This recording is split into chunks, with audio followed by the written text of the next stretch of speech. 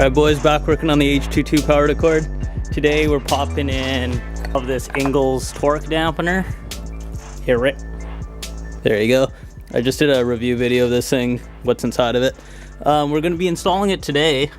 I've been looking at this thing earlier for like an hour, just scratching my head over it. It came with this little bracket, that's for an EP3 Civic. Not using it.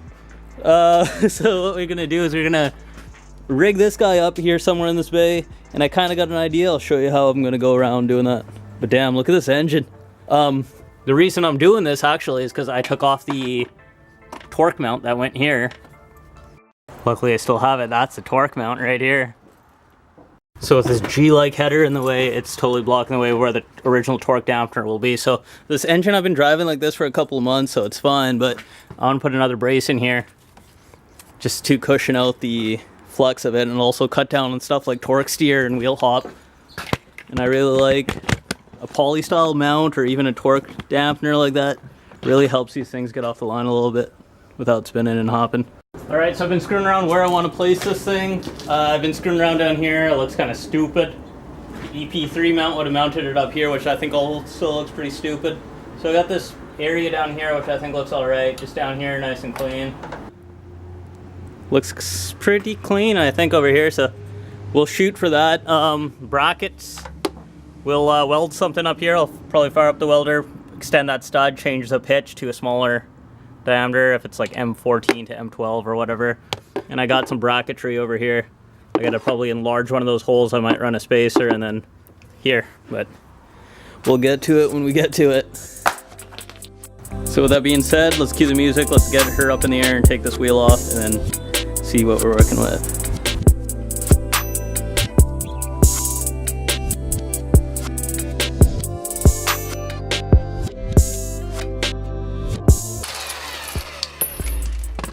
Rookie.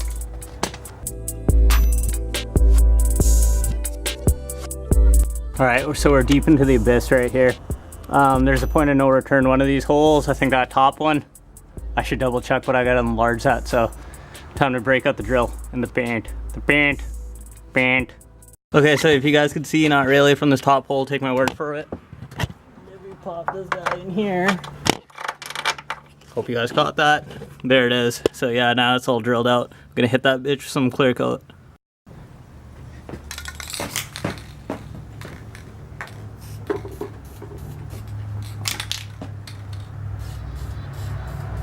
Rust proof. So loosely bolted in here, we could see we are close. So what I'm gonna do is, because this stud is way too thick and it's a stud, not a bolt, what I'll do is I'll probably build an adapter off of it. Keep it at kind of like that right there. We'll see how to do that. I'm kind of just going as I do this. Alright, you guys might laugh right here, but this is what we're gonna use. We're gonna use a metric nut. Found this in the parts bin. So as you can see, it threads right on. And I took the stud. We're going to live up to my nickname of Adolf Migler, and we're gonna weld that off the on the table over here and have like an adapter stud. So I'm guessing the thread pitch here, I think that's either M14, and we're gonna just convert that over to an M12 by using this adapter right here. This contraption got a vice grip in a vise, holding a nut. Wow, I totally missed that. Holding a nut to our now stud, so always check your welding helmet for spiders. Learned that lesson the hard way. Fuck, that's dusty, it's been a minute. Let's fire this thing on a high. We're gonna max out the 110 power going to this flux core welder.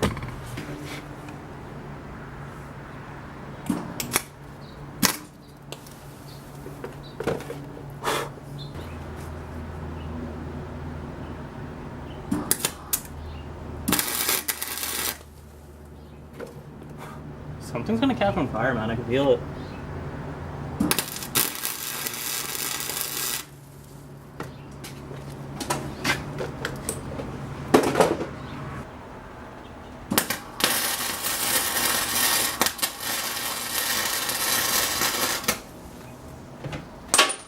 Great. Lost it. She is toasty.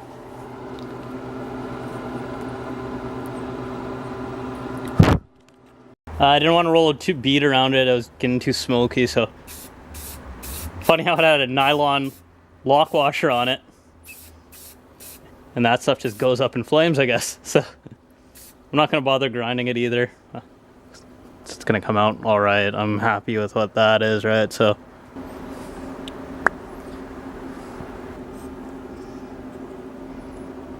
All right, boys. It's all dried up here. Ignore me, I'm tired. It's lunchtime. I'm ready to get this done and out of here, you know what I mean? So, test fit this, run this down by hand. Paint's a little soft, maybe I should have let it cure, but perfect. Like a glove, bam. So there you go, once that's tight there. That's all tight there. We're gonna have a nice looking torque mount. Alright, so there it is, all installed. Looks pretty clean. It's kind of sitting like this, let's say, so we could add a high misalignment spacer over there and then shim it over, and that way it's a little bit easier on the Heim. But overall, I'm pretty happy.